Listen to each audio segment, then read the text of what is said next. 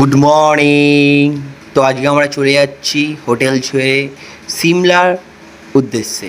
এবার আমরা সিমলাতে যাচ্ছি আজকে কুলফি। তো ওখানে বেশ ভাই বলছিল বেশ বরফ দেখতে পাবো, এই দেখতে পাবো, ওই দেখতে পাবো, মানে খুব সুন্দর জায়গা। আর এত সুন্দর একটা ভিউ দেখতে দেখতে আমরা চলে যাচ্ছি।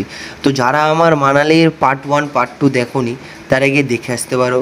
আমার এখানে এই লিঙ্ক না হলে আমি দিয়ে দেবো ডিসক্রিপশন বক্সে, সেখান থেকে তোমরা দেখে নেবে।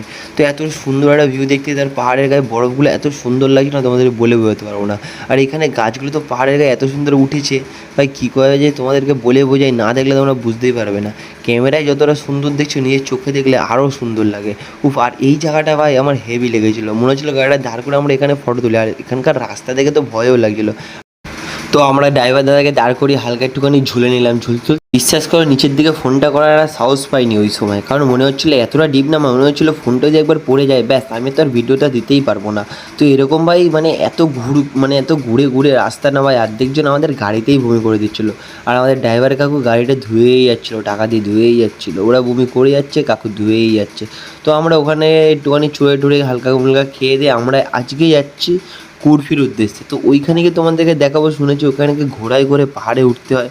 তো ওখানে ঘোরে করে পাহাড় যে এক্সপিরিয়েন্স, সেটা তোমাদেরকে শেয়ার করব। তো ভাই আমি মানে বিশেষ কথা বলছি, ঘোড়াও নাকি পাহাড়ে উঠতে পারে। তো অনেকে ভাই বলছিল যে খচ্চরে, কিন্তু আমি ঠিক শিওর জানি না। যতক্ষণ না ওখানে যাচ্ছি ততক্ষণ আমি বলতে পারছি না যে এক্স্যাক্ট ওখানে কী জিনিসটা আছে। বাট ছাড়ো ভাই, ওটা তো পরের কথা। কিন্তু এখানে যে এত সুন্দর একটা ভিউ না ভাই, বরফে সুন্দর, এইসব জায়গাতেই বেশিরভাগ শ্যুটিংগুলো হয়েছিল। আর এখানকার রাস্তা দেখে তো মনে হচ্ছিলো একবার যদি পিছল খায় গাড়ি, ডাইরেক্ট ভগবানের বাড়ি।